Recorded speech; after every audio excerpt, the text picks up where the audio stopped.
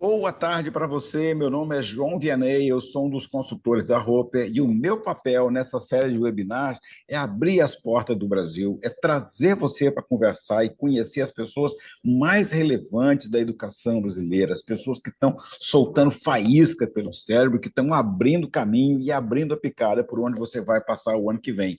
Hoje, quem são as duas feras que vieram conversar com você aqui? E eu vou dar o boa tarde agora muito especial ao professor Ronaldo Mota. Tudo bem, Ronaldo, querido? Não é? O Ronaldo está em mudo. Maravilha. Não, tô mudo, não. Agora eu já estou falando. Agora chegou. O Ronaldo preparou uma surpresa para vocês. O Ronaldo trouxe para colocar no cenário dele o espelho daquele vídeo da Disney que a rainha fala: espelho, espelho meu, existe alguém mais bonita do que eu? Olha o espelho ali ao lado do Ronaldo ali. Ronaldo, onde é que você arrematou esse espelho, cara? Que coisa mais preciosa, que Hã? É, isso aqui é a casa da minha filha em Porto Alegre. Eu não estou na minha casa no Rio, não. Mais que espelho mais bacana, cara, muito É legal. Não que você verdade. também não seja bacana, mas ver um espelho desse é mágico, porque Não, a gente remonta eu ao acho que eu ciclo. vou deixar só o espelho aqui, já tá bom. Ah, olha, você pode falar pelo espelho depois, se quiser. Galera, Ronaldo Mota é uma pessoa super querida por todos nós da educação brasileira. A gente pode brincar com ele porque ele é uma pessoa que permite, além dele ter uma trajetória brilhante, acadêmica, administrativa, cultural, ele é uma pessoa simples, singela. Ele teve uma carreira brilhante na Federal de Santa Maria na área de física. Ele participou dos mais altos cargos do Ministério da Educação, dirigiu a Educação de Santos, dirigiu o CESU, foi ministro interino, participou de CAP, CNPq, foi reitor da Estácio Rio de Janeiro, levantou o IGC da Estácio com 90 mil alunos de 3 para 4, fez um trabalho brilhante e é da Academia Brasileira de Educação. O que, que eu esqueci ou menti a seu respeito, Ronaldo? Nada, não, não. Tá bom demais. Exagerou até um pouco. Exagerei Você um pouco, falou que né? você falou que ele é físico, isso é importante.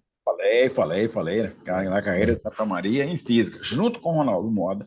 Tem uma pessoa também super querida por todos nós no Brasil, que a gente já caminhou muito comendo capim ali no começo da educação à distância, que é o meu colega, o meu querido amigo Luciano Sada, que eu conheci quando dirigia a EAD da Metodista lá em São Bernardo.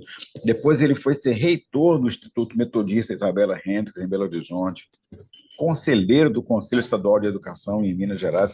Hoje ele é CEO da Certifica Edu e é uma pessoa que tem uma demanda, uma agenda de palestras do Brasil inteiro e ele tirou essa uma hora para compartilhar com vocês aqui. Luciano, o que, que eu menti ou omiti a seu respeito? Não mentiu nada. Eu só quero destacar também que eu tive agora 2 mandatos no CNPq, encerrados agora em setembro, no Conselho Deliberativo, que foi uma experiência também eu acho interessante, que aí junta pós-graduação e educação básica, dá uma visão interessante. Então, se você quer xingar alguém do CNPq porque não recebeu aquela bolsa de mestrado e doutorado, ou não teve o seu projeto com a linha de pesquisa aprovada, você já sabe, né, quem que você vai excluir das suas orações hoje à noite, que é o Luciano Sattler. E como ele acabou de sair, entra com o processo de novo, quem sabe não vai ter ninguém para atrapalhar e o teu processo vai ser aprovado lá no CNPq. Galera, eu vou passar aqui a agenda da Roper aqui para a gente poder começar logo em seguida. 3, 2, 1, compartilhando aqui com vocês. Deixa eu colocar aqui, compartilhando. Márcio, tá na tela aí para todo mundo?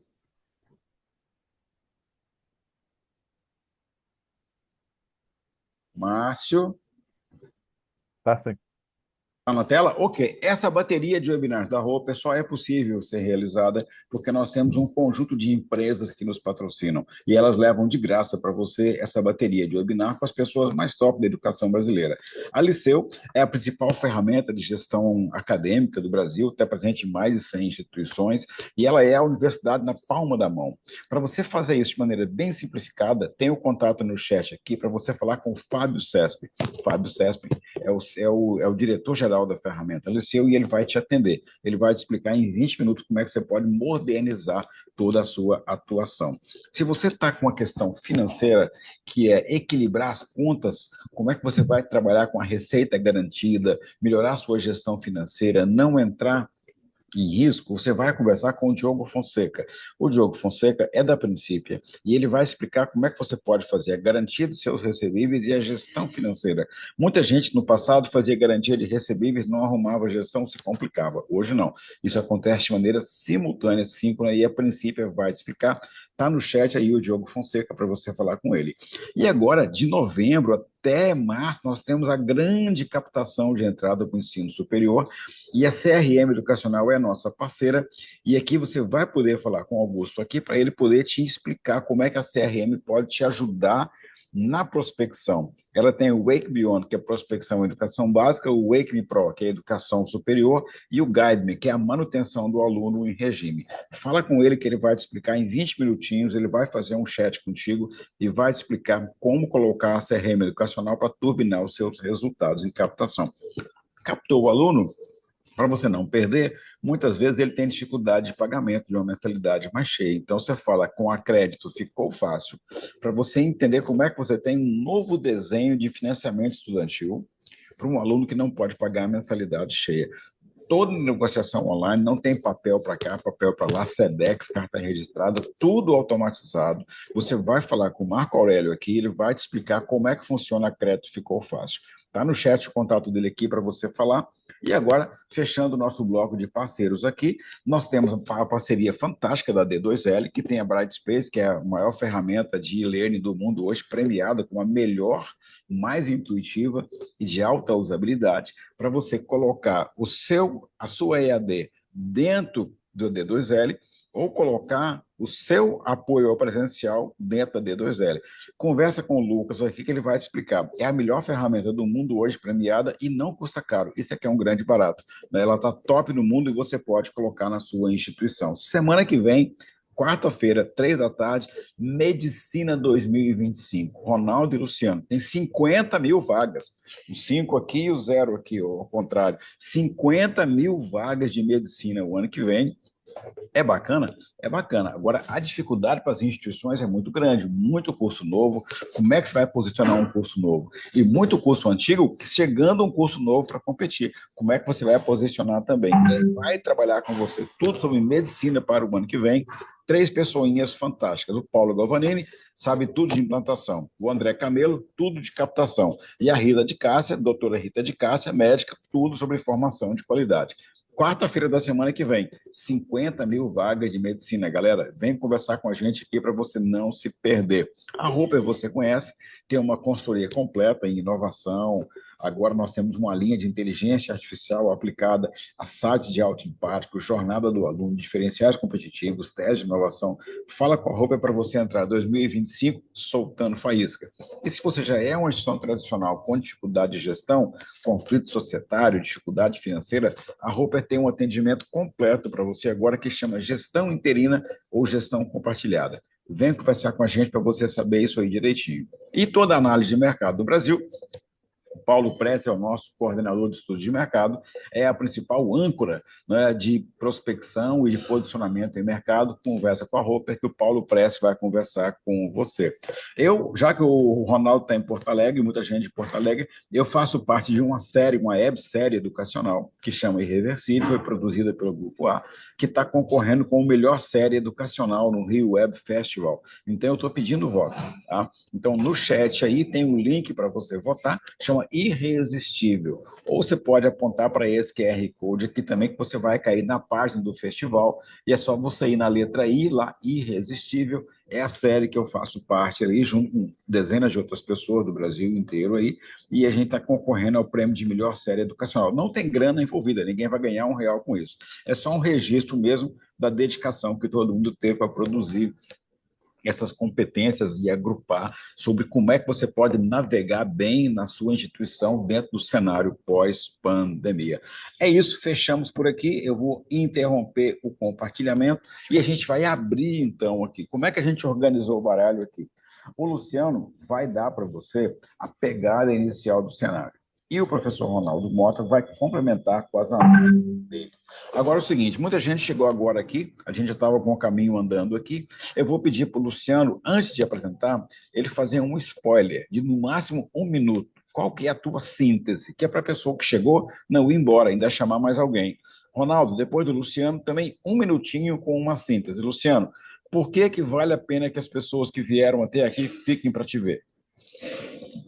Bom, o meu spoiler é que eu defendo que quem quiser permanecer no ensino superior brasileiro precisa inovar e buscar alguns focos fundamentais de diferenciação. E eu vou tentar explicar isso aqui com os dados que eu vou trazer. Falou, quem quiser permanecer. E para quem quiser entrar, não vale a tua fala? Eu vou mostrar que tem muita gente entrando, mas já entra com um foco de diferenciação muito definido. Então, o que você está dizendo é que quem está chegando muito esperto. E Exato. quem já está, se não ficar esperto, vai perder espaço para quem está chegando. Isso É aí. isso? É Pô, isso aí. capeta. Legal. Ronaldo, querido, em até um minuto, a sua síntese para as pessoas saberem que valeu a pena vir te ver. Bem, primeiro que eu não tenho tanta certeza se valeu a pena, mas pode valer a pena pelo Luciano e pelo Vianney. Ah, Agora, eu só a- tenho amigo modesto, tá, gente? um spoiler seria o seguinte: eu acho que o contexto que nós vivemos hoje, educacional e extraeducacional, ele apresenta uma névoa tão densa, mas tão densa, que a gente não está conseguindo identificar coisas óbvias. Hoje eu pretendo falar sobre coisas não simples. Há uma diferença entre ser simples e óbvias. A obviedade às vezes é complexa, mas eu acho que há questões óbvias e complexas que nós não estamos percebendo. Eu gostaria de enfatizar muito quais são. Excelente, muito bacana, galera. Onde é que está o segredo? É você descobrir o óbvio que ninguém percebeu. A hora que você consegue fazer isso, você consegue ajudar as pessoas. É isso que o professor Ronaldo está trazendo para você, tá? Um aspecto que ele traz com muita maturidade, com muita consistência, para despertar você para aquilo que está, mas ainda não é percebido. Tá? E o Luciano trabalha que quem está chegando agora está percebendo antes de quem já estava. Então é muito bacana porque vai ter uma dobradinha muito bacana, vai ter uma soma de competências para você chegar. Olha aqui, galera, muita gente chegando aqui. Sander mandando um abraço, Universidade de Santa Cecília, em Santos, lá no litoral.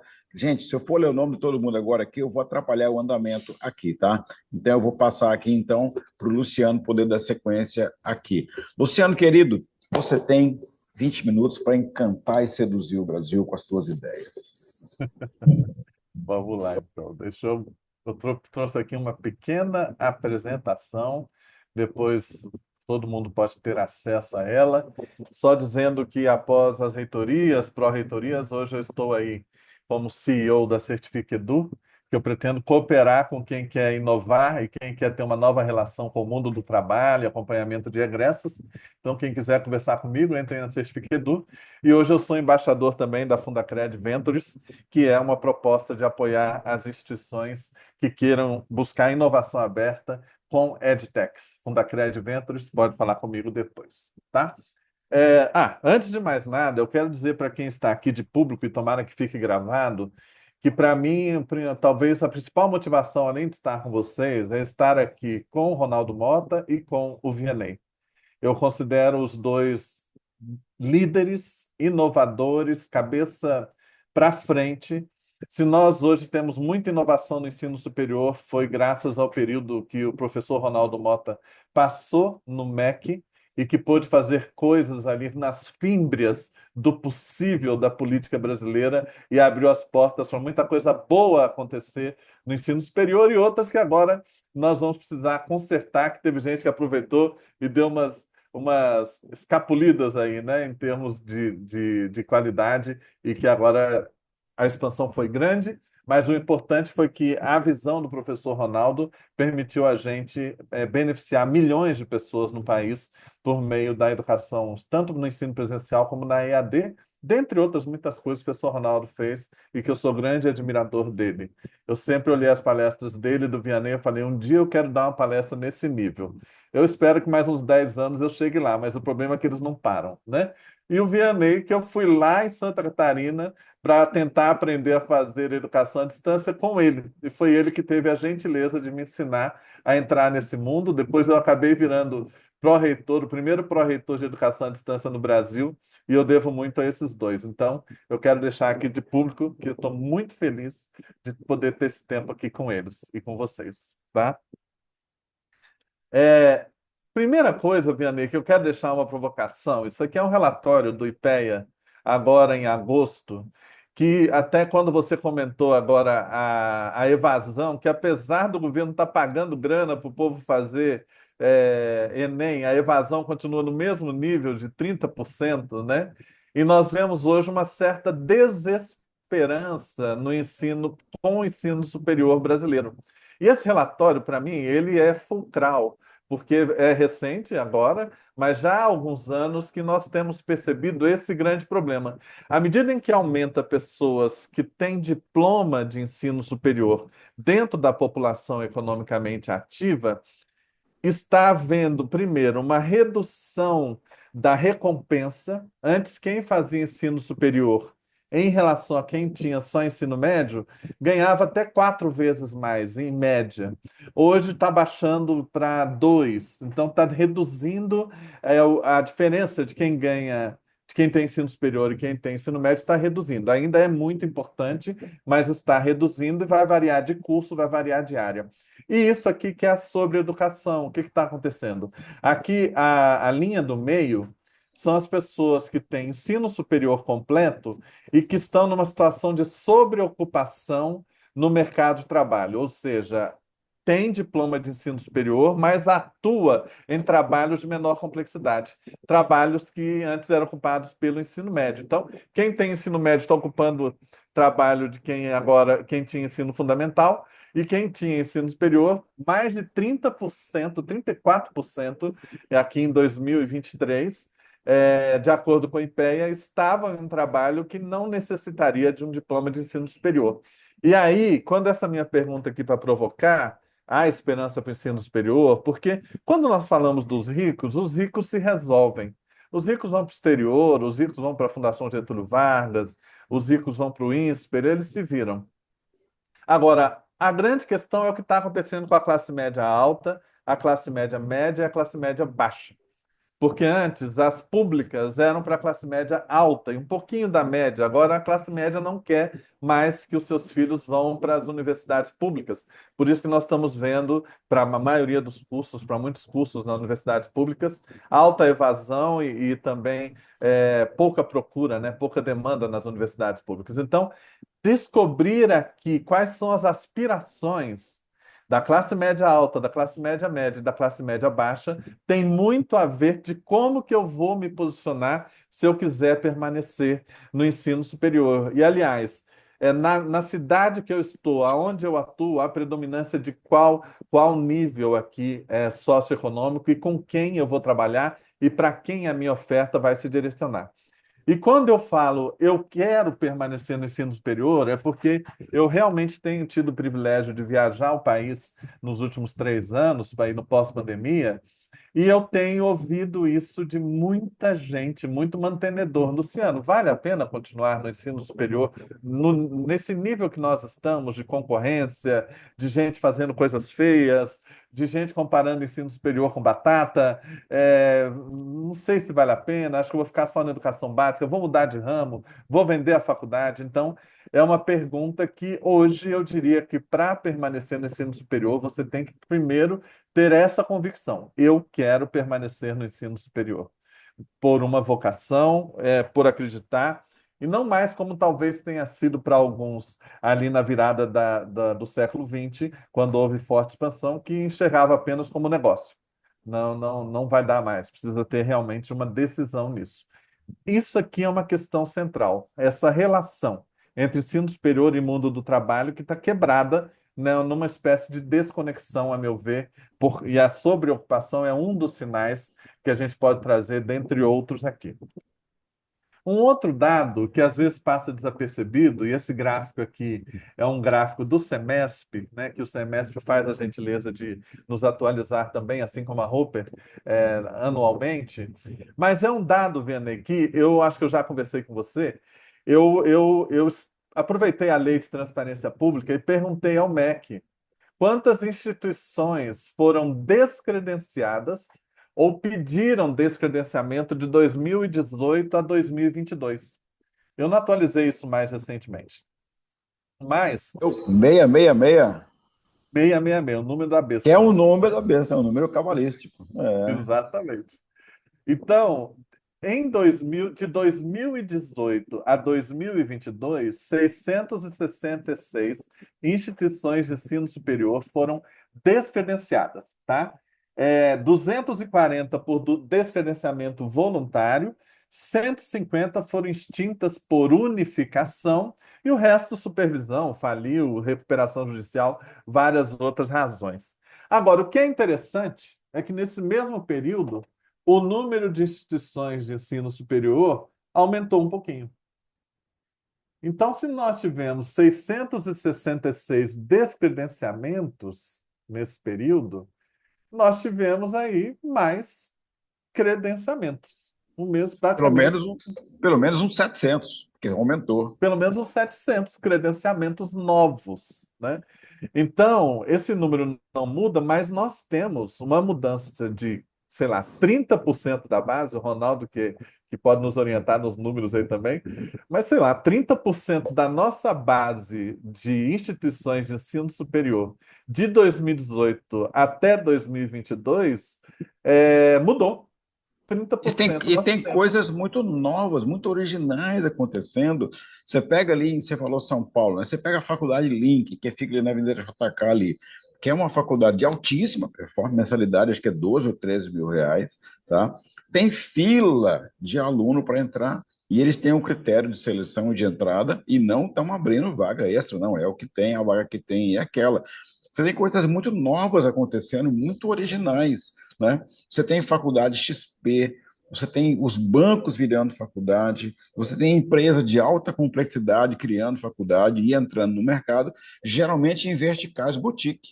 Ou você tem empresas que já tiveram sucesso na área de cursinho, preparatório de concurso, e agora entra com tudo no ensino superior, com uma pegada de uma inovação tremenda na área de comercialização e de precificação e de acesso aos produtos. Então, aquilo que você falou no começo, eu acho muito relevante que está casado com a tua apresentação. Né? Quem já está, tem que ficar muito esperto, porque quem está chegando já esperto. Exato. E essas novas, é exatamente o que você falou. Elas têm, eu vou mostrar mais à frente, ou elas têm uma atuação de nicho, e não necessariamente um nicho como a Link de muito alto, de um ticket muito elevado, mas às vezes abre em uma cidade do interior, pegando o ponto nevrálgico de quem está ali como concorrente há 50, 60 anos. E foi durante 50, 60 anos o melhor curso de odontologia da cidade, eu estou falando um caso real. E aí vem uma nova e fala: não, eu vou abrir uma odontologia, mas totalmente diferente, em PBL, um ticket mais baixo, com um outro tipo de modernização, um outro posicionamento de um curso que era tradicionalmente oferecido na cidade, e consegue, assim, muito rapidamente abrir espaço. Então, temos um novo perfil de entrante aí e que empurra, porque às vezes as pessoas só ficam olhando os grandes grupos, mas existem hoje instituições ainda pequenas, que são de 3, 2, 1.500 alunos, mas que já estão fazendo uma diferença. Muitas delas abertas também só para EAD, com foco só para EAD, muitas delas vinculadas a associações de agronegócio, de cooperativismo, de Senai, de Sebrae, e entra em um outro nicho também e com uma outra força de distribuição. Esse aqui é um fato que eu acho importante a gente trazer. Aí dentro da nossa pergunta, né? Quais são os perfis das novas IEs que foram criadas? Eu acho que qualquer gestor precisa fazer uma análise das instituições que foram criadas ao redor dele para saber o que está acontecendo. Aí eu trouxe como é que fala, essa charge, né?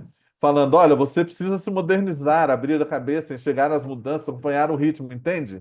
E aí nós, Neandertais, fala, será que eu estou realmente entendendo que o mundo está mudando? E como o Ronaldo disse, tanto na educação como no cenário extra-educacional, está mudando muito, muito profundamente e muito rapidamente. E será que eu estou conseguindo manter o ritmo necessário, né?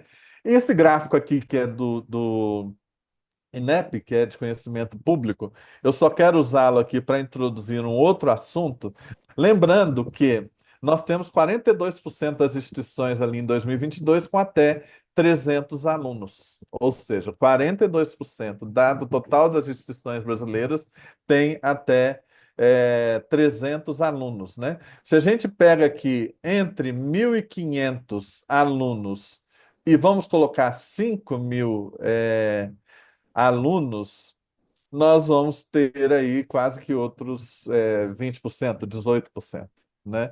Então, a ampla maioria das instituições brasileiras realmente precisam parar, sentar, fazer uma análise de como que vão enfrentar esse cenário que você está enfrentando novos entrantes que podem ser ainda menores que vocês, do que a gente, mas com uma proposta de valor diferente e os grandes grupos que trazem algumas coisas que nós precisamos ficar muito atentos, né? E que coisas são essas? Eu fiz aqui uma tipologia da minha cabeça, da minha observação. Acho que não tem base científica, viu? Mas eu Tá? quero trazer um pouco da minha percepção de perfis de instituições, né? Então, eu acho que tem essas que já existem ou que estão sendo criadas de nicho temático, né? Sou focado em tecnologia, sou focado em finanças, focado em empreendedorismo, sou focado em agronegócio, sou focado em aço, produção de aço, não tem problema. As empresas estão criando suas próprias universidades, né? Tem aquelas Luciano, de. Pois eu não. estava te ouvindo aqui, você falou assim, sou focado nisso, sou focado naquilo. Eu lembrei também que tem muito mantenedor que fala assim, sufocado pela concorrência. Focado. Né? Exato. Então, estou sufocado pela concorrência. E eu tenho certeza que ele está com a gente hoje aqui e ele quer saber como é que ele vai sair do sufoco. E para É, você que é pequeno, você pode crescer, porque o censo mostra para a gente que hoje, das 20 maiores IES do Brasil, há 20 anos atrás, a metade era muito pequena. E elas conseguiram crescer porque elas conseguiram entender o que a sociedade estava esperando dela. E você vai trabalhar esse seu aspiracional no final da fala do Luciano e depois vai pegar o caminho das pedras com o Ronaldo Mota. Então, você que é pequeno, você pode crescer. É só você encontrar o caminho. Vou repetir para você: das 20 maiores IES do Brasil hoje, há 20 anos atrás, metade praticamente não aparecia no radar. Eram muito pequenas, mas elas encontraram um caminho de diálogo com a sociedade e avançaram. Devolvendo a bola para o Luciano. é isso aí. Você pode estar no nicho regional, ou seja, é aquela que é a marca mais forte naquela cidade e nas cidades ao redor, e aí tem que fortalecer isso de diversas maneiras. Tem encontrado instituições maravilhosas que são fortes em nicho regional. Você pode ser grande dentro daquele gráfico, se você tem mais de 5.000 matrículas, você pode ser considerado grande, porque já é um grupo pequeno que tem mais de 5.000 matrículas, então você não é gigante, mas você é grande, e na minha opinião, quem é grande, a possibilidade de sobrevivência passa por um posicionamento premium de marca, não vai dar para competir com as gigantes em posicionamento de preço.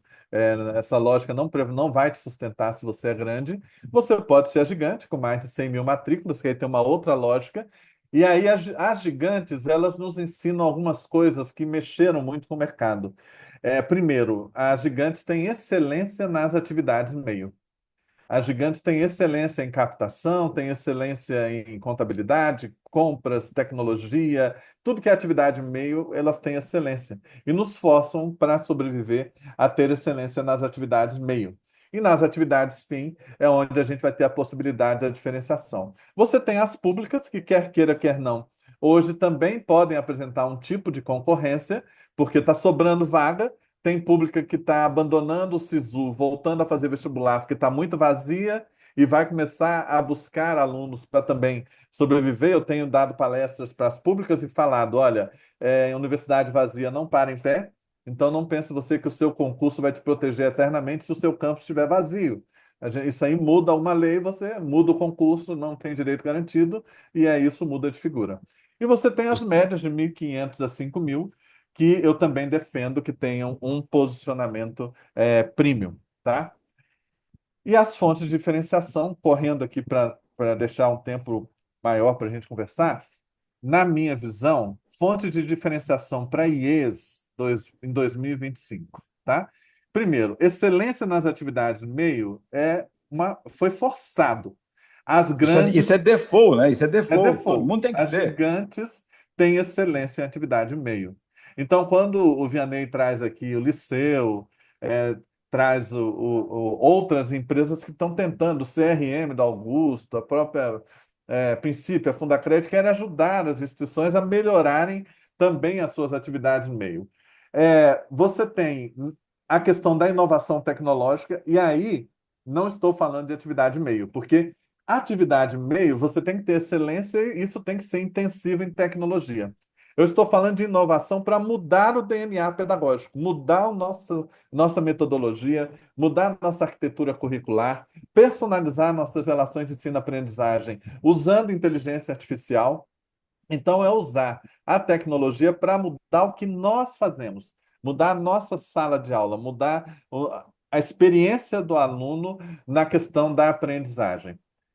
Na relação com a sociedade, cada vez mais aquele problema ali do emprego e da matriz produtiva brasileira que não absorve pessoas com ensino superior, significa que eu preciso, enquanto instituição de ensino, cooperar com a mudança da realidade onde eu estou, para que possa ter uma maior sofisticação da matriz produtiva de onde eu estou. Eu vi isso agora no interior de São Paulo, com a Unifeob, fazendo um trabalho lindo numa cidade ao lado que chama Aguaí, e vai inaugurar um porto seco que vai permitir a internacionalização de toda a região, gerar não sei quantos mil empregos com o trabalho que foi feito junto à prefeitura e o apoio de uma instituição média e que é diferenciada de nível superior premium naquela região. A questão do perfil do egresso, que para mim é a questão chave, e graças a Deus parece que os sinais vai mudar nesse sentido. E aí eu trago o conceito da U Employer, que é a University Employer, que é uma universidade que ajuda a gerar trabalho lá onde ela está e ajuda os seus estudantes a desenvolverem a sua carreira antes e depois como egresso. E aí, é claro, entra a microcertificação, que é onde eu estou atuando com a Certifiquedu e a inteligência artificial aplicada à microcertificação.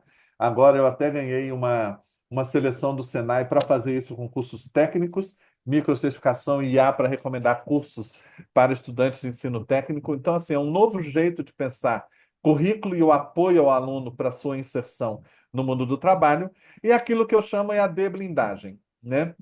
Nós vivemos sendo demandados por gente.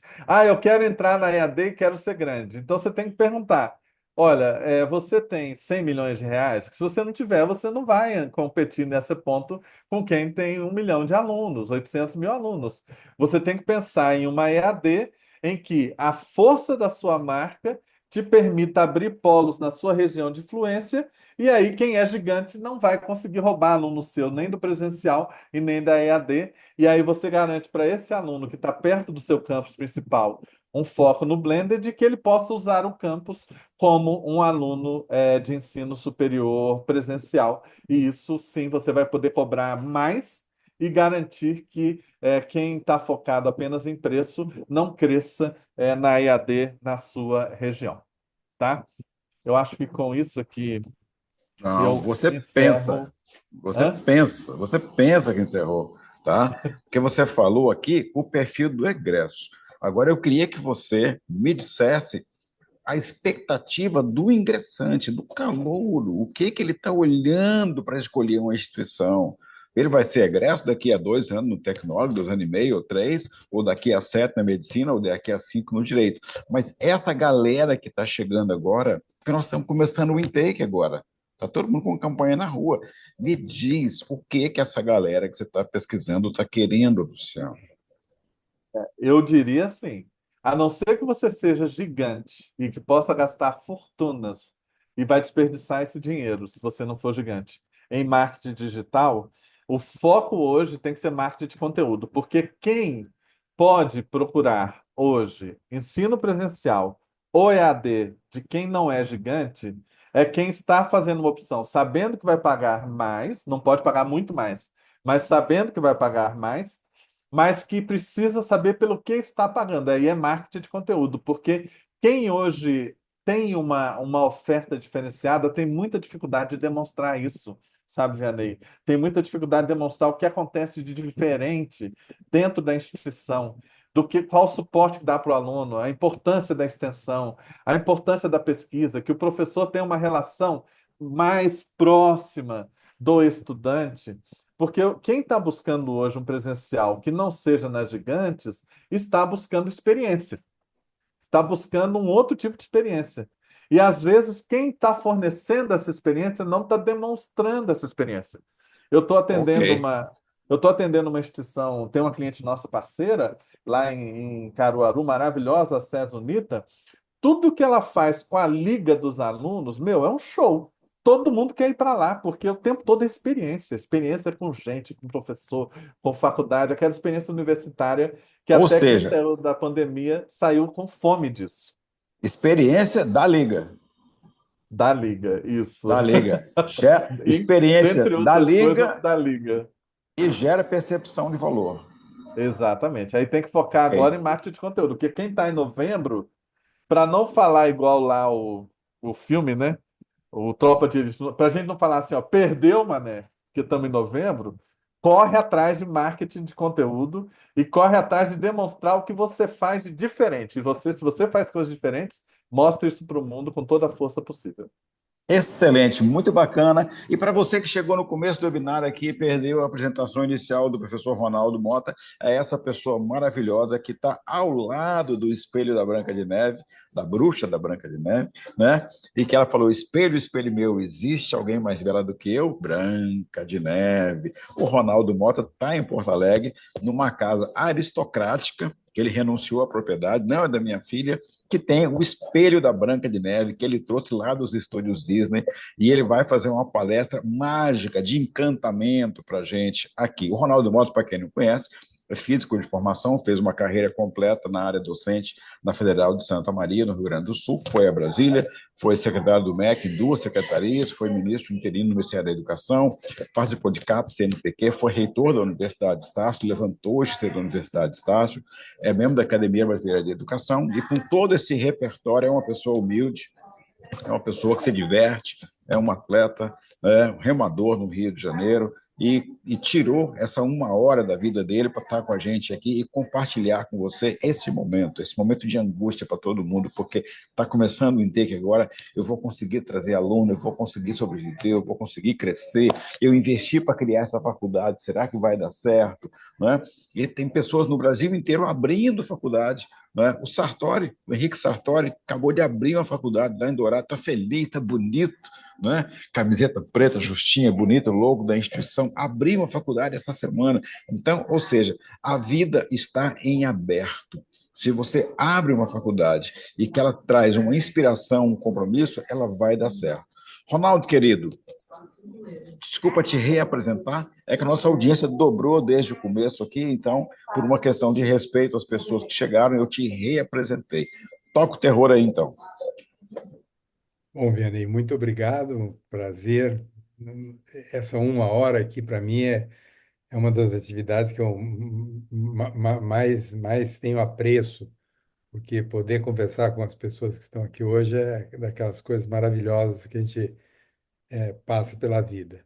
Queria cumprimentar de forma muito especial o professor Luciano Satra, belíssima apresentação. Eu não tenho absolutamente nenhuma contradição, eu concordo integralmente com o que ele apresentou. Eu só vou apresentar um outro viés. E esse viés tem me preocupado de uma forma excessiva nos últimos meses e anos. Eu acho que a gente está vivendo uma transformação muito radical, muito rápida, muito profunda. Ela não é, curiosamente, ela não é uma mudança no cenário educacional, é uma mudança no cenário mundial, global, e que rebate fortemente. Nós somos, ver se entendem bem essa palavra para não ter um aspecto negativo. Nós somos quase que elementos passivos de umas transformações que nos fogem ao controle sob qualquer ponto de vista, sob o ponto de vista de mudanças profundas no mercado, o profissional que passa a ser exigido a partir de algum tempo recente já não é o mesmo. As tecnologias que estão envolvidas, a gente fala de EAD como tecnologia, e aí foi numa época, foi uma forma muito inteligente de agregar novas tecnologias, mas nós estamos falando de tecnologias que têm outra natureza. Quer dizer, o mundo dos entes, das inteligências artificiais, vai trazer transformações que não tem nenhum paralelo, nenhum paralelo. Sequer os anos iniciais da internet podem ser comparados. Eu acho que a gente vai viver transformações muito grandes.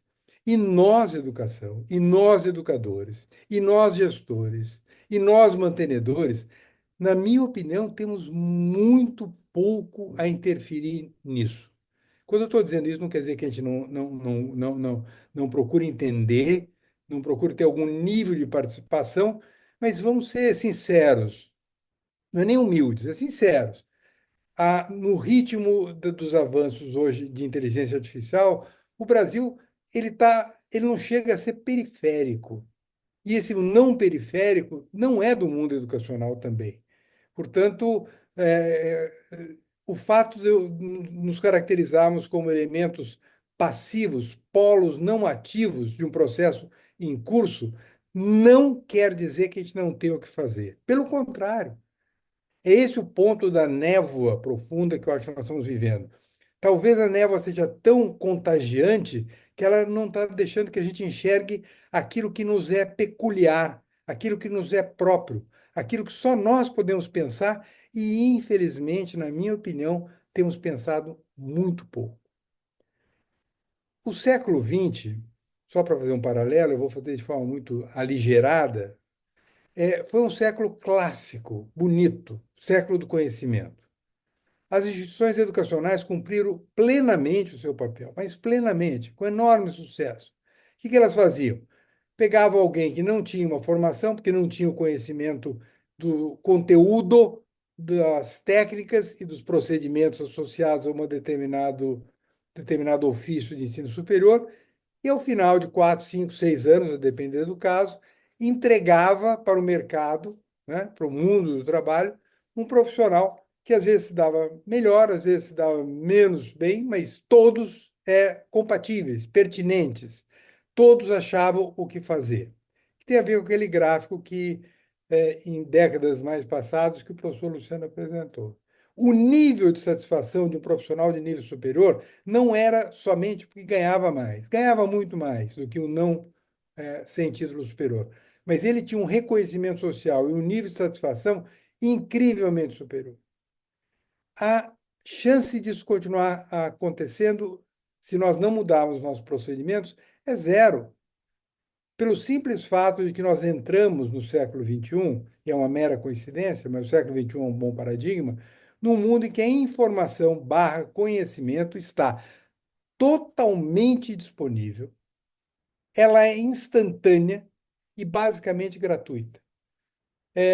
Espero não ofender nenhum dos nossos colegas docentes, mas é como se eu dissesse que aquilo que a gente se caracteriza por transferir conhecimento pode ser que estejamos trabalhando com a mercadoria mais vulgar, porque simples, porque abundante, porque generalizada, porque plena e totalmente acessível. Ora, está criado um grande desafio pela frente. Dá a impressão errônea de que não há, então, o que fazer.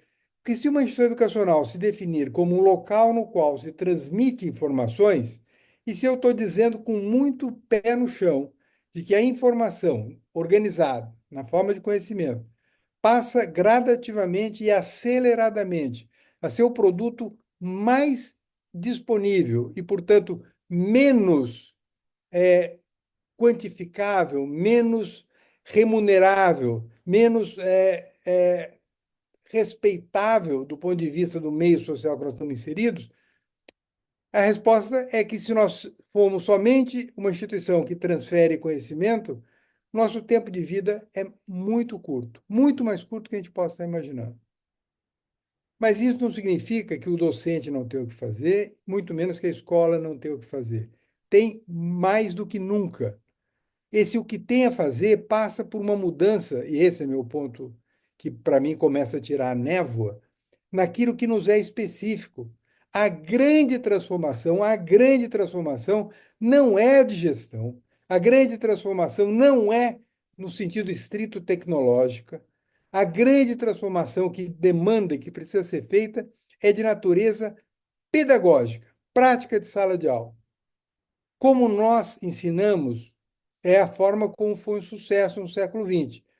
Que o que você queria ao longo do curso de graduação era tirar alguém que não tinha informações suficientes para ter um diploma, de alguma forma, e fazíamos bem, insisto, dotávamos um conjunto de processos segundo os quais o conteúdo ia sendo absorvido, os procedimentos e as técnicas iam sendo aprendidos, e ao final você dava um diploma e essa pessoa ia razoavelmente bem no mercado. Isso vale para especialização, isso vale para curso técnico, isso vale para educação básica, isso vale para mestrado e doutorado. Só não vale mais. Não porque a gente passou a fazer mal. Pelo contrário, a gente aprendeu cada vez mais. É que o mundo mudou. E o que o mundo exige hoje não tem paralelo com aquilo que o mundo exigia há poucas décadas. Por exemplo, eu me refiro que formar alguém baseado no cognitivo, ou seja, no conjunto de informações e a arte de organizar aquelas informações e aplicá-las em alguma missão, tende a ficar não competitivo com, primeiro, com as próprias entes da inteligência artificial e com aqueles que perceberem algo que vai além disso.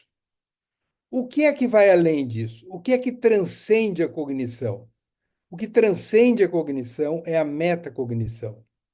Há um elemento metacognitivo, o qual certamente está associado àquilo que genericamente a gente fala, o aprender a aprender, como sendo muito mais relevante do que aquilo que porventura foi aprendido.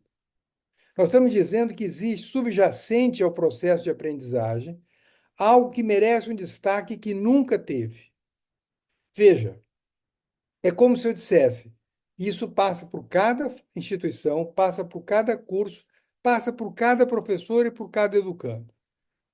Ao professor diria assim: aquilo que você tem feito, você tem repetido porque foi sucesso antes, mas perceba que não funciona mais. Daí ele diria para mim: tá, mas você está falando um monte de palavras que eu não estou entendendo e o que você quer que eu faça? Eu tenho me dedicado nos últimos tempos a tornar claro. E agora eu tenho a teoria do saco preto. Teoria do saco preto, ela é meio inadequada, o nome, mas eu acho que é a forma a pessoa consegue lembrar. Tem um comercial muito bom que a pessoa vai numa pizzaria, uma pizzaria de qualidade, analogia é meio boba, mas ela funciona. E o sujeito pede um ketchup. Daí aparece o dono do estabelecimento, com os garçons, pega o consumidor que pediu o ketchup, estrangula, quebra o sujeito, coloca no saco preto e joga fora. Na minha opinião, nós vamos chegar rapidamente em o saco preto do professor, ou do gestor, ou do mantenedor. Se nós continuarmos fazendo a mesma coisa, não funciona.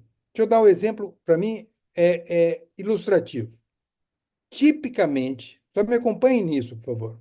Tipicamente, um professor, que somos todos nós, quando recebe uma disciplina, um curso para ministrar, ele divide a disciplina em tópicos. Tipicamente, classicamente, tradicionalmente, ele termina um dos tópicos, dá uma prova, não importa se a prova é presencial, se ela é à distância, se as aulas são online, ele dá uma prova, uma avaliação, que pode ser da mais sofisticada que você imaginar. Tipicamente, ele recolhe aquela avaliação, aquela prova, e o que ele faz na aula seguinte? Saco preto. Na aula seguinte, ele começa o tópico seguinte. Ele acaba de cometer o mais grave crime educacional do mundo contemporâneo. Porque Ele não ele deu deixou. feedback, ele não É articulou, muito não mais que o fechou, feedback. ele Feedback dá a não. impressão, ô, Vianney, que nós estamos falando de algo quase complementar, Uma ou... devolutiva. Não. Não é É uma chegar para o devolutiva, é educando e uma falar assim: instigativa. a única razão para você ter feito um processo avaliativo e ter a ele submetido é para que você explore a enorme riqueza contida neste momento, porque é ali, observando, refletindo sobre a própria reflexão, que você vai entender como que você aprende. Ou A seja, rique... a gente acostumou a fechar o tópico com uma avaliação. Não é mais por aí que passa. Pelo contrário, a avaliação é a avaliação do dia. Deixa eu fazer só um ilustrativo, Janei. Tá. A avaliação que ocorre na aula consecutiva à prova é mais importante do que a própria prova. Ah, entendi. É Uhum. esse o momento em que você permite ao educando, quando você fala que aprender é mais importante do que foi aprendido, se você não deixar claro ao professor, você está cometendo também tá patrocinando um equívoco. O que eu estou dizendo é o seguinte: todas as disciplinas, todos os cursos, todas as metodologias, todas as pedagogias, todos, a abordagem é enriqueça no limite superior, sem pressa, com a devida calma, explorando todos os aspectos. E aqui entra, sim, as habilidades socioemocionais, as empatias, o trabalho em equipe. Aquele é a cereja do bolo. Os dias que são posteriores à avaliação são aqueles momentos em que você cresce a consciência do educando acerca de como que ele aprende. E cresce a consciência do educador de como que ele ensina.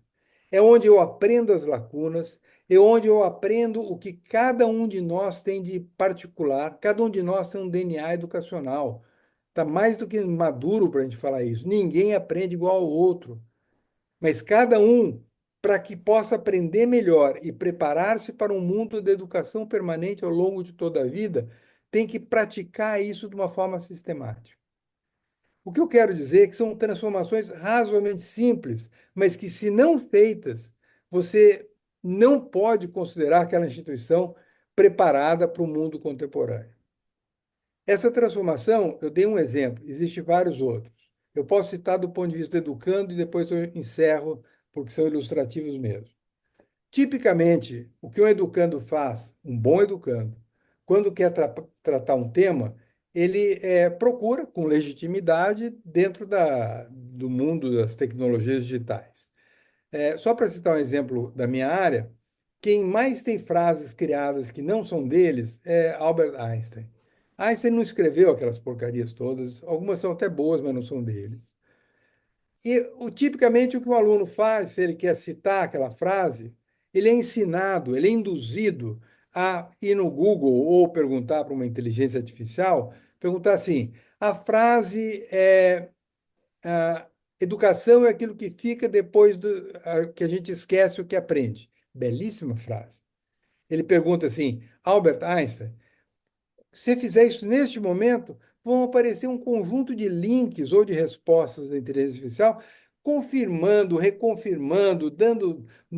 Ora, o que aconteceu? Ele simplesmente está reforçando uma bolha equivocada que ele está. O que faz um aluno metacognitivo? Ele faz a pergunta que é um passo adiante, que é a reflexão sobre a reflexão. Ele pergunta: esta frase está adequadamente ou erroneamente atribuída a Einstein? E aí ele vai descobrir, porque a pergunta foi bem feita, o passo além, de que aquela frase não é do Einstein. Não é tão relevante. É relevante a prática, é relevante o processo, é relevante que você comece a estimular a formação de pessoas que dão sempre um passo além. O mundo do trabalho, o mundo da empregabilidade, restará com espaço para aqueles que tiverem um passo adiante.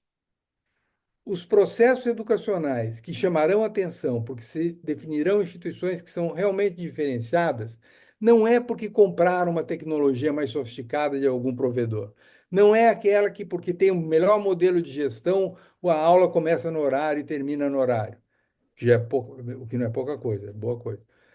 Será aquela que o procedimento educacional estiver preparando alguém que tenha compatibilidade com o tipo de demanda do mundo do futuro, o qual é imprevisível.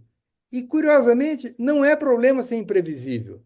Porque se você forma alguém que aprende a aprender, se você forma alguém com a capacidade de se preparar ao longo de toda a vida, se você prepara alguém, forma alguém que permanentemente amplia o seu próprio nível de consciência acerca de como que ela aprende, se ela se conhece melhor, não há desafio que ela não enfrente. Coletivamente, em equipe, explorando suas habilidades. Veja, é simples, mas o simples não está sendo feito. O simples não está sequer sendo discutido. E aqui nas tipologias apresentadas pelo professor Luciano, as grandes, as decisões dessa natureza estão em mãos de pessoas que não têm nenhum interesse em educação, no sentido que nós estamos falando. Nem tem a prática da educação naquela que nós estamos cuidando. Por outro lado, existe um conjunto de professores que podem, são sensíveis, porque no dia a dia, isso que eu estou falando, para eles é muito natural que eles percebam que poderia ser muito diferente. Mas eles não têm poder de decisão, eles não têm como falar, não, eu vou dar um conteúdo eventualmente um pouco menor, mas eu vou fazer com que o processo avaliativo enriqueça de tal maneira essas pessoas que pouco importa o que elas deixaram eventualmente de aprender, porque elas terão construído as ferramentas da aprendizagem permanente ao longo de toda a vida. Isso não é simples. Como eu disse, isso pode até ser óbvio, mas é demasiadamente complexo. Mas se nós não antenarmos para isso, nós vamos ficar apostando em soluções sobre coisas que estão fora do nosso controle. Se alguém aqui tinha alguma expectativa de que os entes das inteligências artificiais seriam, de alguma forma, submetidos a alguma forma de regulação ou controle, já estava equivocado, porque não serão reguladas. Mas os episódios de ontem só vêm confirmar de que as big techs vão ter o controle de grandes parcelas do mundo, o principal país do mundo, e junto com aqueles outros que também fazem parte dessa mesma. Nós estamos sujeitos é, e aqui nós, academia, né, no sentido amplo da palavra, sermos elementos passivos, é até um atestado de idoneidade, né? Nós não erraremos porque a gente vai querer fazer coisa errada. Talvez a gente erre por não perceber aquilo que nos é próprio, aquilo que nos é particular, aquilo que nos é exclusivo. O Veja, processo de sala de aula, eu estou falando de sala de aula, pode ser presencial ou à distância, é algo que nos é inerente, é algo que nos é próprio. É sobre isso que a gente tem que se debruçar muito, mas muito mais do que temos feito. É isso, bacana, basicamente. bacana, muito bacana. Você assim, você catalisou, né? Que assim, não adianta você repetir a fórmula. A fórmula não é mais eficaz, né? O mundo mudou, a sociedade mudou. A gente tem que estabelecer uma nova forma de diálogo com o educando para que o leve a dialogar com o conhecimento e não apenas receber e depositar. E ao dialogar com o conhecimento, ele vai aprender para toda a vida como aprender e como estabelecer novos desafios. Essa metáfora de como perguntar para o chat GPT, eu achei ela fantástica. O ano passado, eu criei o GPT do Enem. Tá? Lancei, achei que ia ser um sucesso. O Brasil inteiro vai usar o GPT do Enem. O aluno usava o GPT do Enem como um atalho, não como uma escada. Ele não usava para subir, ele usava para passar, né? Ai, me deu uma frustração danada. Aí depois eu me conformei. Falei, não, claro, o aluno que chegou para usar o CPT do Enem agora, ele foi educado, ele passou por uma escolarização que não era de escada, era uma escolarização de atalhos. Então ele vai fazer um prompt de atalho e não um prompt de escada. Né? Mas me deu uma frustração assim enorme, assim, muito grande mesmo ali. E lembrando do que o Luciano falou em relação às universidades públicas, eu já estou agendando um webinar para fevereiro com o professor Álvaro Prata, e foi ministro também de Ciência e Tecnologia, contemporâneo do Ronaldo aí no setor de educação, foi reitor da UFSC aqui, com o Anderson Corrêa, que foi reitor do ITA, e com o Maurício Garcia para discutir a crise do ensino das engenharias, que é muito mais forte na universidade pública, que a universidade pública é o berço da engenharia no Brasil, e está com uma crise fantástica dentro do ensino da engenharia. Então, eu estou chamando assim as três das melhores cabeças que eu conheço, evidentemente, né, para fazer esse webinar aqui, muito em cima daquilo que você falou, Luciano. Que não basta uma universidade pública vazia, não vai garantir o salário de quem passou no concurso. Não, ela tem que estar viva. E eu sou um filho da universidade pública, né? Então eu quero uma universidade pública viva, ativa, presente na sociedade.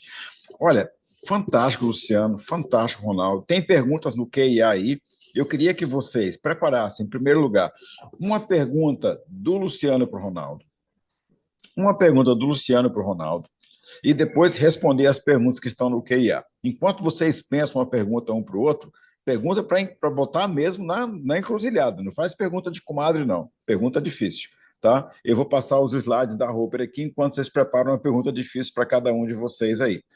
Essa bateria de webinars da Roper aqui, ela só é possível acontecer porque nós temos um conjunto de empresas que patrocinam a Roper Educação para levar esse webinar para você aqui. Deixa eu colocar aqui em tela cheia para eu colocar para você aqui em tela cheia. Pronto, tá, coloquei em tela cheia aqui, tá? A Liceu é a principal ferramenta de gestão acadêmica no Brasil, inscrição, enturmação, separação de alunos, alocação de professor, financeiro de aluno, financeiro de professor, toda a vida acadêmica está dentro da ferramenta Liceu até o diploma digital. Para você colocar o Liceu na sua faculdade, agenda 20 minutinhos com o Fábio Cesp.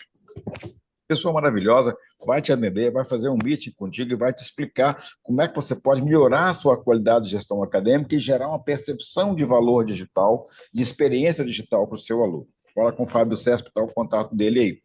Fala também com o Diogo Fonseca, que é da Princípio, que é uma fintech especializada em educação, de educação básica, de educação superior e também de infoproduto. Eles trabalham com a garantia da sua receita e a cogestão financeira para você ter sucesso financeiro. Fala com o Diogo Fonseca, o contato dele está aí no chat. Fala com o Augusto ou com o Daniel Antonucci na CRM Educacional. O Augusto está aqui no chat. Ele vai te explicar como é que você pode pegar esse intake agora de novembro até março e agregar o seu prospect, trazer o seu prospect e transformá-lo em um aluno que fica, não um aluno que sai. O contato do Augusto está aí, agenda com ele 20 minutinhos que ele vai te explicar. Agenda também com o Marco Aurélio, que ele trabalha com um novo recurso de financiamento estudantil. O seu aluno que não pode pagar uma mensalidade cheia, você não vai perder esse aluno. Você vai trazer esse aluno para o crédito, ficou fácil. Fala com o Marco Aurélio, que ele vai te explicar.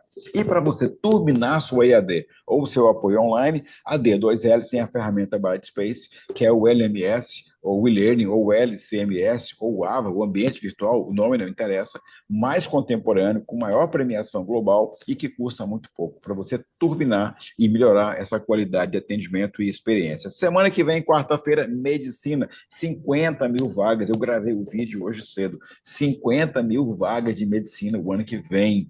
Muita faculdade nova e muita faculdade antiga que não sabe o que fazer para enfrentar as novas. Vem para o nosso webinar da semana que vem, que o assunto é Medicina 2025. A Roper tem uma linha agora de inteligência artificial para você melhorar as suas teses de inovação, estabelecer os diferenciais competitivos, analisar o seu ecossistema, criar uma jornada do aluno e fazer do seu site uma ferramenta de alto impacto. Fala com a Roper que ela vai te ajudar a chegar lá. E se você é uma IES que está em transição com dificuldades societárias, financeiras, acadêmicas, de posicionamento, a Roper te ajuda a fazer uma análise global e criar uma alternativa sistêmica para você em gestão interina e em inteligência de mercado. E o último link para você no chat aí é de uma websérie que eu participei, chama Websérie Irreversível, que ela trabalha a educação no pós-pandemia, eu e mais 15 grandes colegas da educação daí no Brasil, e ela está concorrendo agora como melhor websérie educacional no Rio Web Festival. E a gente está pedindo o seu voto. Não tem dinheiro envolvido, é apenas um prêmio meritório, nós acreditamos muito na série que nós fizemos, e a gente está pedindo o seu voto nesse júri popular para a gente poder trazer para a educação brasileira esse prêmio de melhor websérie educacional do ano. Tem o link no chat aí para você entrar depois de responder as perguntas do Luciano e do Ronaldo. Não vai agora, senão você vai perder as perguntas. Vamos lá, então. Ronaldo e Luciano, uma pergunta de um para o outro. Não quero pergunta de comadre, quero pergunta difícil. Quem que começa? Eu Luciano, queria vai lá. perguntar para o Ronaldo. Alguns anos atrás, acho que a gente estava ministrando palestra no evento lá em Aracaju. O professor Ronaldo me chamou a atenção já para o tema da metacognição, que ele hoje é um dos maiores especialistas do país nisso. E eu quero perguntar ao professor Ronaldo, na sua opinião, e eu concordo plenamente que o Brasil está na rabeira da questão, está de forma periférica na questão da inteligência artificial, mas diante do fenômeno da inteligência artificial generativa, alguns dizem que vai aumentar a preguiça mental de muitos e que isso pode decorrer num risco de aumentar a desigualdade. E aí, como é que eu quero relacionar isso? Para mim, o tema que você traz da metacognição ele é ainda mais urgente, mais relevante, mais importante hoje para a gente rever nossas práticas pedagógicas do que nunca, especialmente diante desse fenômeno que nos ameaça, segundo alguns, de aumentar a preguiça mental da população. Você acha que tem a ver isso que eu estou falando? Não sei nem se é uma pergunta. Não, é uma pergunta, não sei se eu tenho a resposta, Luciano. É absolutamente verdadeiro. Quer dizer, nós estamos perante um desafio de uma história ainda não contada, mas o fato dela não ser contada não quer dizer que a gente não seja capaz de identificar os riscos. Mas deixa eu colocar essa pergunta de uma outra forma. Nós estamos falando de formar pessoas, né? No fundo, nós estamos formando pessoas. Se elas são mais ou menos preguiçosas, vão ser classificações de hábitos e costumes. Se conhece alguma instituição, salvo escola militar, assim, que se vangloria de dizer assim, meus alunos são os mais fortes, eles têm uma força física absurdamente maior do que os dos outros formandos? Não.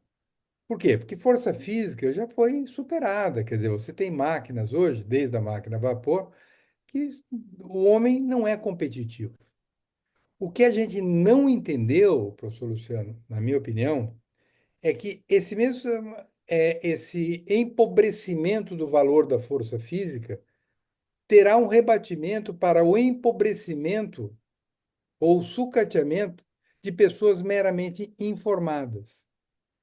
Assim como alguém forte, um formando forte não tem garantia de emprego, alguém cuja formação seja o acúmulo de informações, de procedimentos e técnicas, gradativamente, se já não é fato total hoje, não tem espaço, nem concurso tem mais para isso.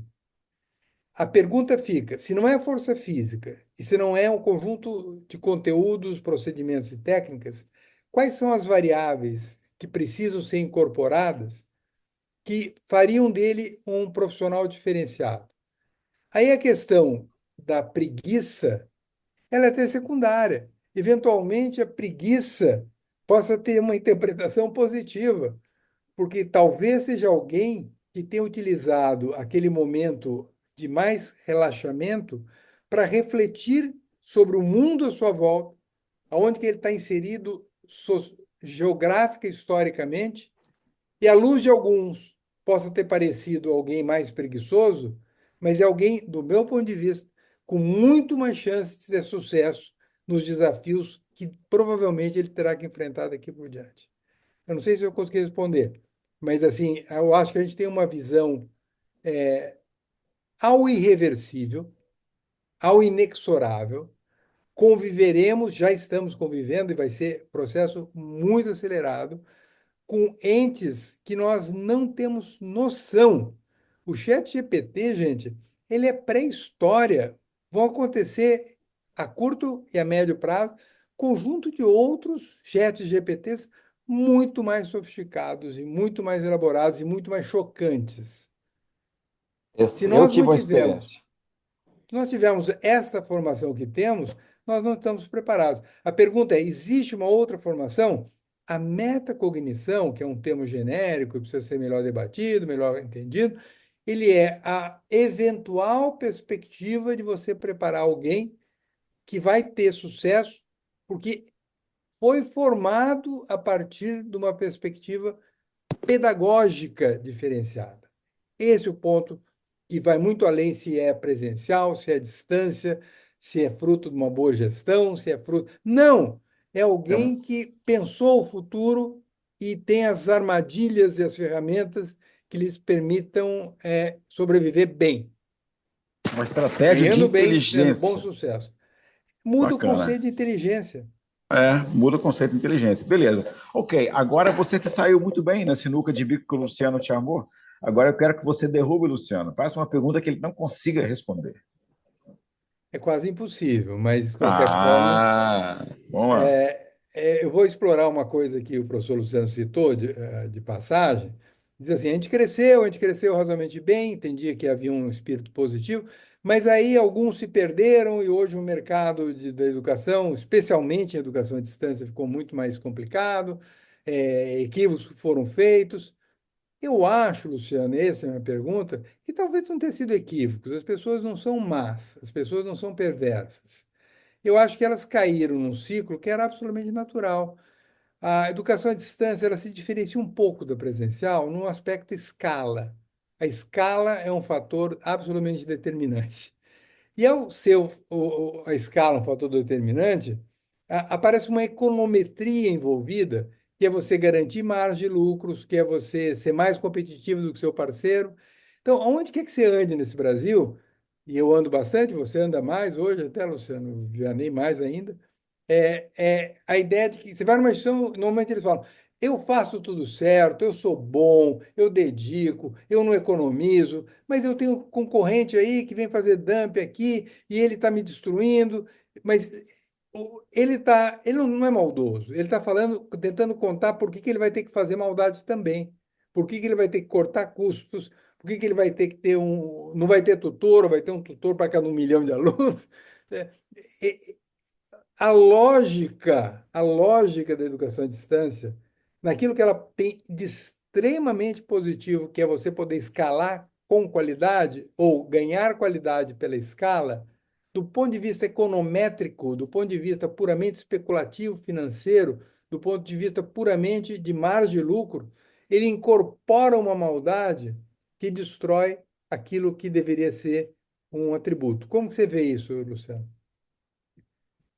Primeiro, concordo plenamente, e a gente vê também assim uma certa máquina de moer gente, né? Quem entra em, em grupos que essa lógica econométrica é muito forte, e parece que é sugado até o talo e em poucos anos sai. É difícil você encontrar pessoas que estão há mais de 10 anos na alta gestão das instituições, até porque as metas vão se tornando coisas inacessíveis. Eu creio que isso precisa mudar. Eu creio que tem quem está fazendo uma EAD que é da lógica industrial, conteudista, com pouca experiência humana, não está trabalhando para entregar um egresso que terá cada vez mais dificuldade de alcançar seus sonhos, que tinha com o ensino superior, por um lado. Agora, por outro, é, tem gente muito inteligente, você sabe, nós dois já trabalhamos, eu já trabalhei no grande grupo, você também. É, a própria inteligência artificial vai permitir fazer que essa escala, ela tem possibilidade de fazer que essa escala possa ser remediada e melhor trabalhada com uma personalização das relações de ensino e aprendizagem, tanto de material didático quanto de atendimento mesmo, muito próximo do humano.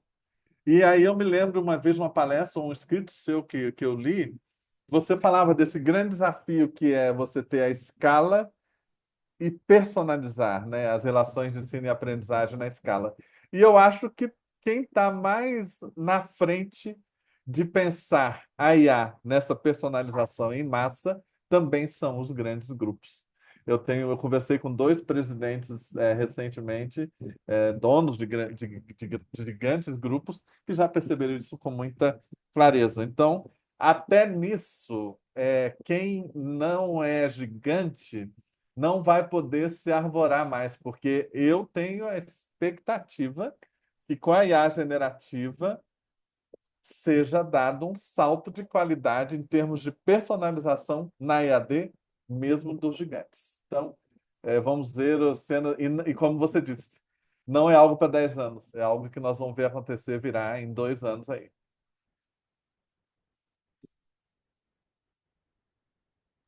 Eu fiquei ouvindo vocês aqui, eu fiz uma anotação para ver se eu prestei atenção direitinho ou se eu já estou aposentado pelas inteligências artificiais aí, tá? O Ronaldo colocou e também converge com o Luciano aqui. Eu achei isso quase poético. Ganhar qualidade com escala ou ganhar escala com qualidade seriam aspectos virtuosos imanentes à educação à distância. A escala como um fator virtuoso. Porém, o círculo que deveria ser virtuoso, ele entrou no Brasil num redemoinho de alta competitividade por métricas e indicadores que levaram os grupos a uma otimização extrema em todos os aspectos, o que está levando o que deveria ser um círculo virtuoso em vicioso. É isso, mais ou menos? Em muitos É isso. casos, sim, em muitos casos, sim. Em muitos casos, sim. Mas quem não está como parte dos gigantes, isso não pode ser uma, uma desculpa de também ineficiência ou ineficácia no trabalho, porque também muito rapidamente, eu sempre falo isso, eu já falei para os gigantes, se eles de repente tomarem a decisão de reduzir o EBITDA um pouquinho, eles podem fazer coisas grandiosas mesmo sendo gigantes, coisas boas, né? Coisas É, boas. mas aí o anticapitalismo. Aí esse é um choque interno, é um choque imanente.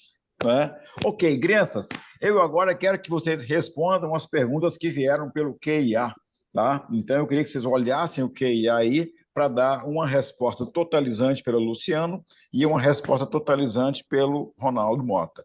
Começando pelo Luciano, que foi o primeiro a falar.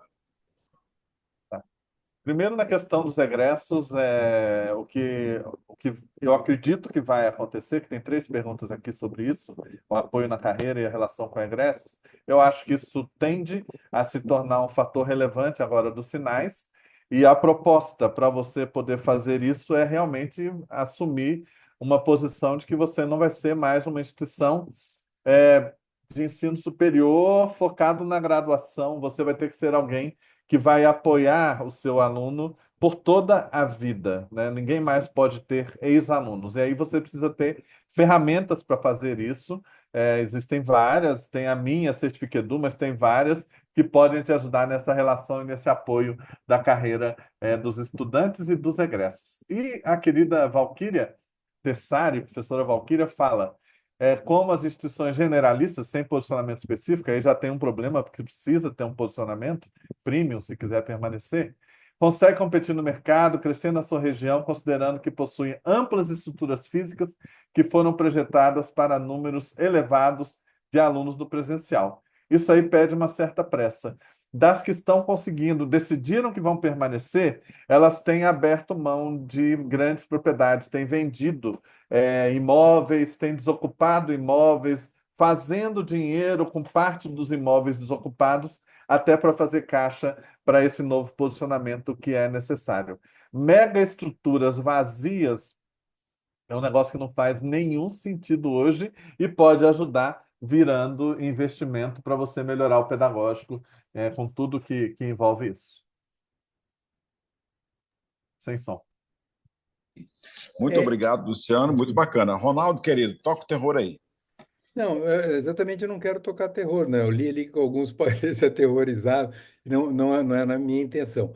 E não é a minha intenção dizer que só tem solução para grupo grande. Eu acho que não. O que eu falei certamente se aplica a grupos grandes, mas se aplica a grupos pequenos e grupos médios.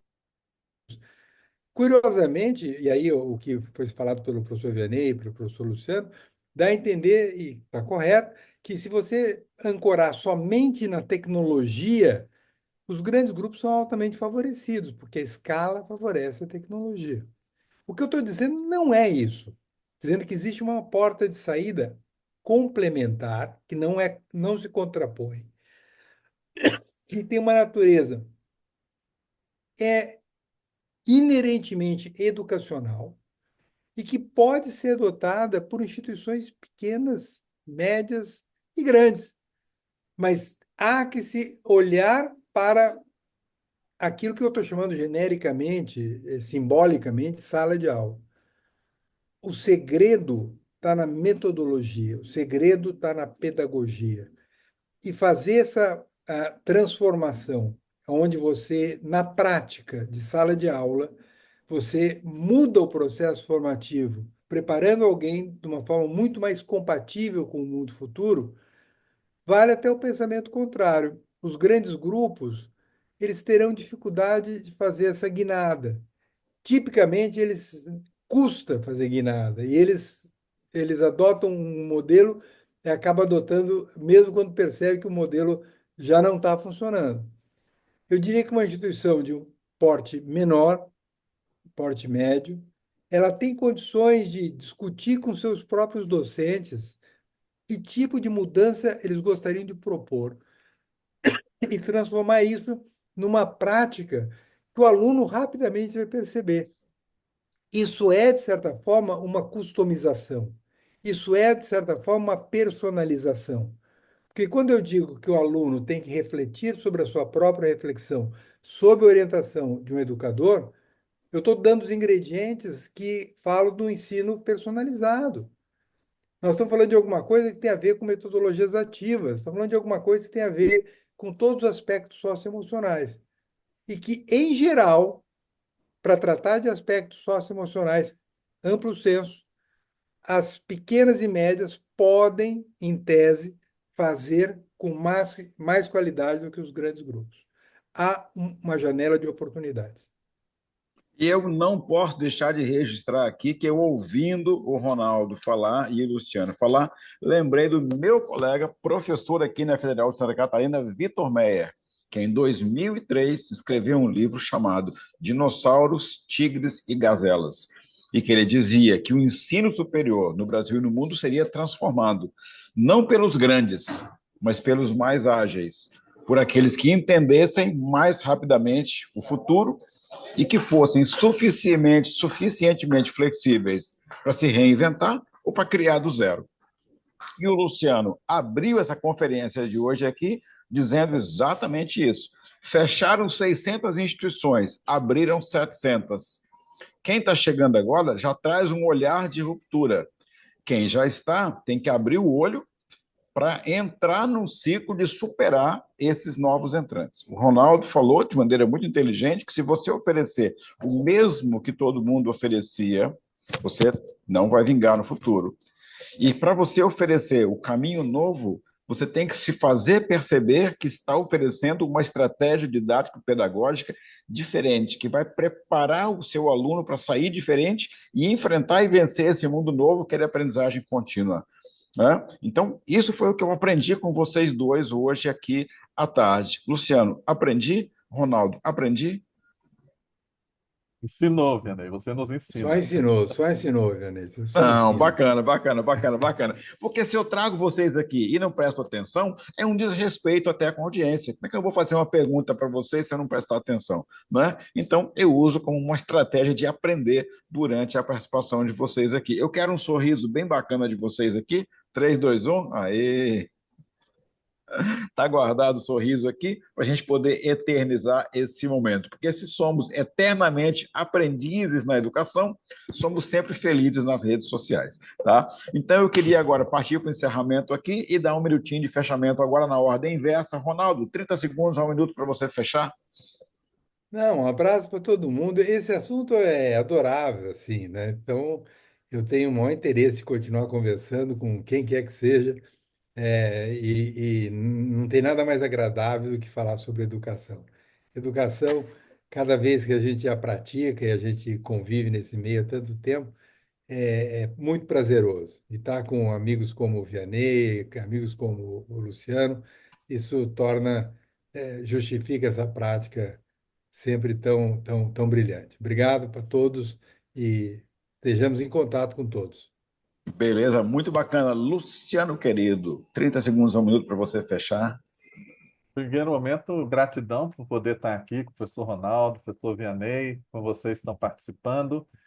Quero convidar vocês a entrarem lá no meu LinkedIn e olharem um artigo que eu publiquei há 2 semanas e que o Vianney chamou o fenômeno de desprofessorização do ensino superior, para a gente debater lá um pouco os dados que a gente vê também sobre isso. Então, muito obrigado e a gente vai se encontrando aí. Beleza, beijo para todo mundo. Semana que vem, medicina, 50 mil vagas, já está processo seletivo aberto agora. Bacana, resolução, tá tudo valendo aí. O que você vai fazer para enfrentar esse cenário? Quarta-feira que vem, estamos aqui. Ano que vem, já antecipei, Álvaro Prata, o Anderson Correia, pessoal da Benji, vamos discutir o ensino de engenharia, que é uma crise profunda no Brasil, nós temos que sair dessa crise. Beijo, abraço, semana que vem tem mais. Tchau, galera, beijo.